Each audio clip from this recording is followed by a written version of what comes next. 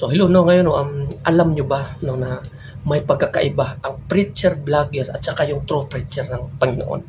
So kung ikaw ay isang preacher ng Diyos, kung ano ang sinasabi ng ating Panginoon, yun yung ipangaral mo. O sigin ka man o hindi. Sabihin mo ang buong katotohanan, ang pagkakaiba ng masama sa matuwid, ang pagkakaiba ng malinis sa marumi. Kasi maraming mga tao ngayon na iniisip nila na ang mga bagay na masama ay iniisip nilang matuwid at maganda at kaaya-aya. Kahit pa alam nila na yung mga bagay na yun ay siyang dahilan, kahit alam mo na ang mga bagay na yon ang siyang dahilan na ang mga tao na off track sa Panginoong Jesucristo at nadidistract sa mga bagay sa mundong ito. Ito yung mga bagay na siyang dahilan nagpapalayo sa bawat puso ng tao. Sabihin mo ang buong katotohanan, hindi yung magsasabi lang tayo na para bang nagbitaw lang tayo ng salita sa hangin at yung mga tao nakinig naman, ngunit hindi naman nakakatulong. Sabihin mo ang buong katotohanan patungkol sa heaven and hell. Ito ang patutunguhan ng mga taong hindi totoong Kristiyano. Yung mga taong hindi seryoso sa paglilingkod sa Diyos. Yung mga taong hindi totoong umiibig sa Diyos. At ito naman yung matatanggap ng bawat tao na seryoso at naglilingkod sa Panginoon, nagmamahal at umiibig sa Panginoon. Ito yung matatanggap nila. Ang buhay na walang hanggan at crown of life doon sa kanyang kaharian. Ngunit, hindi ito madali. Maraming mga pag-uusig at kahirapan at pagsubok na ating daranasin. Ito dapat ang sabihin natin. Kasi mostly ngayon, mangaral tayo, ang mga tao, pinangaralan natin, iniisip natin na itong mga tao na kinig sa atin ay maliligtas. Maliligtas ba? Hindi. Kasi nga, bawat isa sa atin dito may kanya-kanyang paniniwala at belief na pinanghawakan. Maraming mga tao na hindi makakaalis, hindi makakawala sa kanilang paniniwala, sa kanilang mga religion, mga turong demonyo. No? So, dapat, yun yung sabihin mo. Ang gusto ng Panginoon sa atin, magiging tapat tayo, magiging matuwid at magiging tapat tayo sa Kanya. Iwasan natin ang pagsamba ng mga Diyos-Diyosan, ang pagiging sakim, ang pagiging mapagmahal sa salapi o ano pa man. Kailangan ang buong puso at isip natin nakapokus sa Kanya. Buong katotohanan ang sabihin mo na siyang dahilan na magpabago sa isip ng tao at yung buong puso at isip nila, doon lamang nila maialay sa Panginoon. Doon lamang nila mapupokus. Unlike kung ikumpara mo sa mga preacher vlogger. Ang mga preacher vlogger naman, totoo. Nangangaral sila sa salita ng Panginoon at wala akong kontra dyan.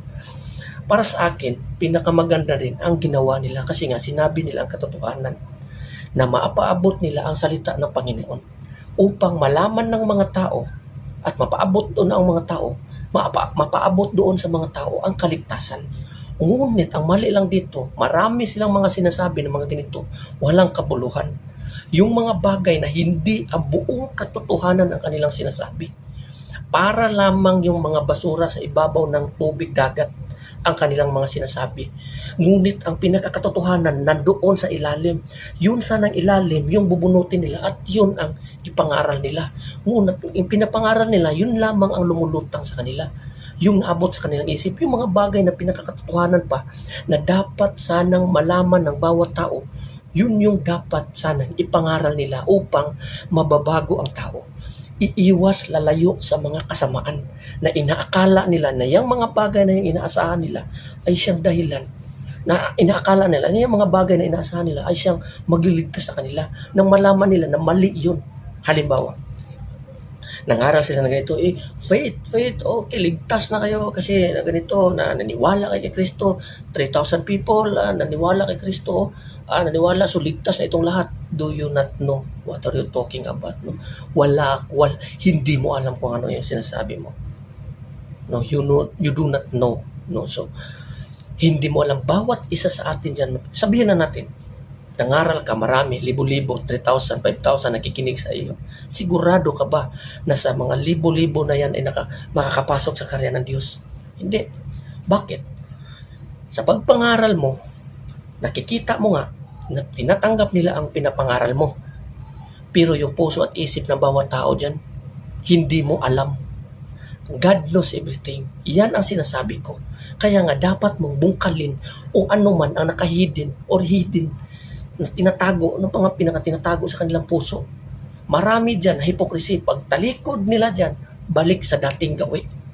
Balik sa pagsamba sa mga Diyos-Diyosan, pagiging sakim, pagiging greedy, pagiging makamundo. Yan ang dahilan. Kasi nga, ang mga preacher vlogger, hindi nila sinasabi ang katotohanan. Bakit? For the sake of money, views, like, and share and comments. Gusto nila makatanggap lang ng mga papuri. Tandaan ninyo, ang kasulatan mismo nagsasabi na kawawa kayo pag binupuri kayo ng mga tao. Ngunit mapalad at magalak at magsaya kayo kung ang mga tao uusig sa inyo dahil sa pagsasabi niyo ng katotohanan sa Panginoon. Yan ang diferensya. So ngayon, anong pipiliin mo? Maraming mga hypocrites na preacher vlogger na suot yung mga t-shirt lang, may God, God's will, God is my Savior, Jesus is my Savior, this is the way, tapos Bible verses. That is hypocrisy. That is hypocrisy. Yun yung mga kasalanan na kahit sila mismo hindi nila alam. That is, yun yung sinasabing unrepented sin na nakatago sa bawat puso nila na hindi nila namamalayan. No? So, lagi tayong magbabantay. Sabihin nyo ang buong katotohanan patungkol dito na kung hindi magseryoso ang tao, impyerno ang patutunguhan ng bawat tao. Inside and outside, dapat tayong nagiging tapat at banal sa paningin ng Panginoon. Hindi yung preach, okay, faith, naniwala naman yung tao. Okay, naniwala na ako, ligtas na ako. Yung pa, samba na uli sa mga sibulto, samba naman ganito. Wala yan, walang kakwenta-kwenta. So, hindi nyo sasabihin ang buong katotohanan, wala. Kasi kung sasabihin nyo ang buong katotohanan, ang mga tao uusig sa iyo. May makikinig sa iyo at mayroong hindi makikinig sa iyo.